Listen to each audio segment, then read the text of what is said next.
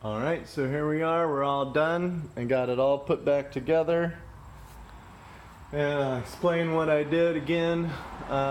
We had to take all of these rollers off and these hinges and do these one by one and take them up and over.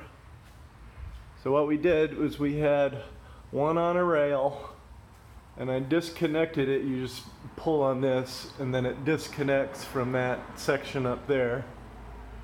And I had to disconnect those 4 screws, and then every one of these damn screws came out. So there's a bunch of those. And I would move one of these panels up with the help of my wife. And one by one, we got them in place to where we needed them to. Put it back together. And the reason why we had to do it like this, man, there probably is other ways of doing it, but the reason why we had to do it like this is because of the tension bracket. Now, I think I showed you this earlier. I'll try and show it to you again here. It's up there above the garage door right there, but this is it right here. There's like a tension bracket, goes all the way across, and it is wound up with a coil over it, and it's got way more tension on it now because it doesn't have any tension on it now because it's up all the way. But when it goes down, it has way more tension on it, and then the garage door can move up and down on this slidey little chain thing here, okay? So, bent everything back in place.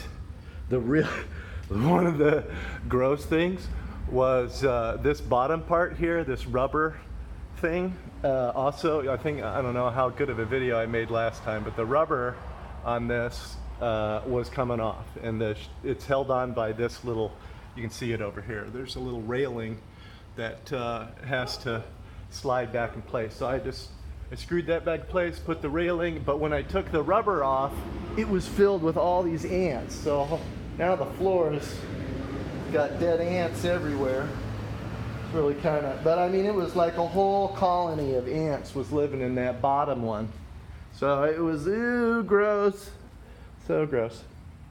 But now that it's all back together, we will go over here. That's my recycling wall I gotta take care of. Come over here, but that's it. So once I went back together, everything seems to be good to go. One other thing that I did want to point out was here on this, I think because I tried to do this improperly at one point, and this thing was trying to pull this way while the garage door didn't want to lift up because it was off the hinges, so it was pulling this way, and I don't know if I did it or if it was there beforehand, but I'm pretty sure I did it. But there's like underneath here is a little bit of a stress fracture. So I had to actually move that piece down just a little bit, and then it was good to go.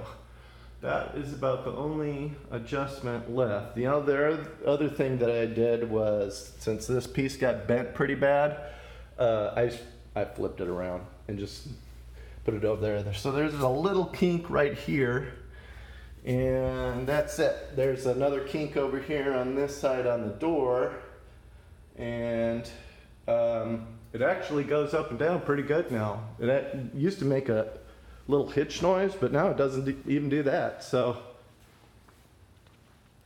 pretty good. I can put my car in the garage.